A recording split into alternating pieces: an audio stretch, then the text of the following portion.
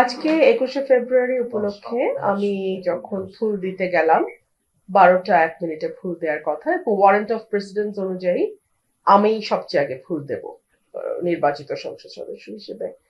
কিন্তু আনফরচুনেটলি দেখা গেল বিএনপির কিছু লোক তারা সেখানে রীতিমতো হামলা চালায়, আমার নেতাকর্মীদের উপরে হামলা চালায়, আমাকে এক পাশে মানে ধাক্কা দিয়ে ফেলে দেওয়ার মতন অবস্থা তৈরি হয়। আমি এটুকুই বলবো যে দীর্ঘ 17 বছর পর বিএনপি রাষ্ট্র পরিচালনার দায়িত্বে এসছে। বিএনপি যদি তার নেতাকর্মীদেরকে লোকাল লেভেলে কন্ট্রোল না করে এখনই, এর পরিণতি ভয়াবহ রকম হবে।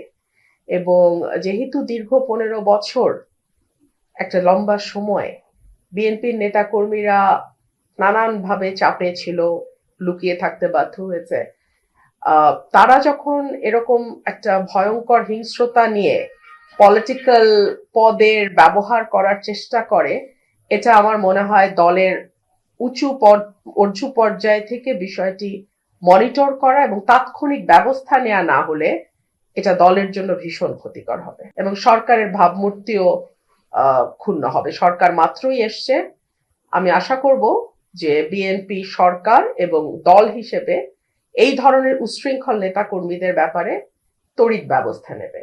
আমার একজন কর্মীকে কিভাবে মেরেছে আপনারা একটু পরেই দেখাবেন।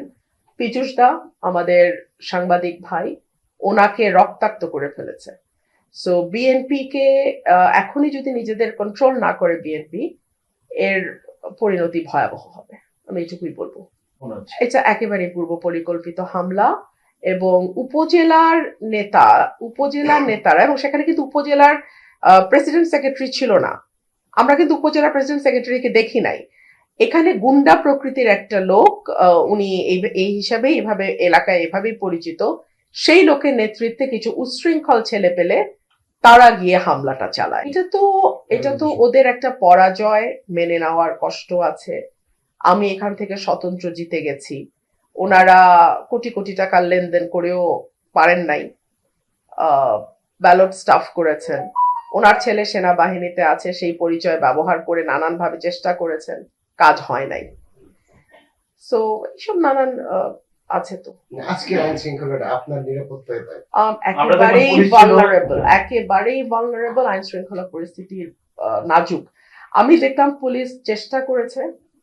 আর দেখুন, যখন সরকারি দলের নেতা কর্মীরা এরকম ভয়াবহভাবে তাণ্ডব চালায়, তখন আসলে 5টা 10 জন পুলিশ কিন্তু সেটা কন্ট্রোল করতে পারে না।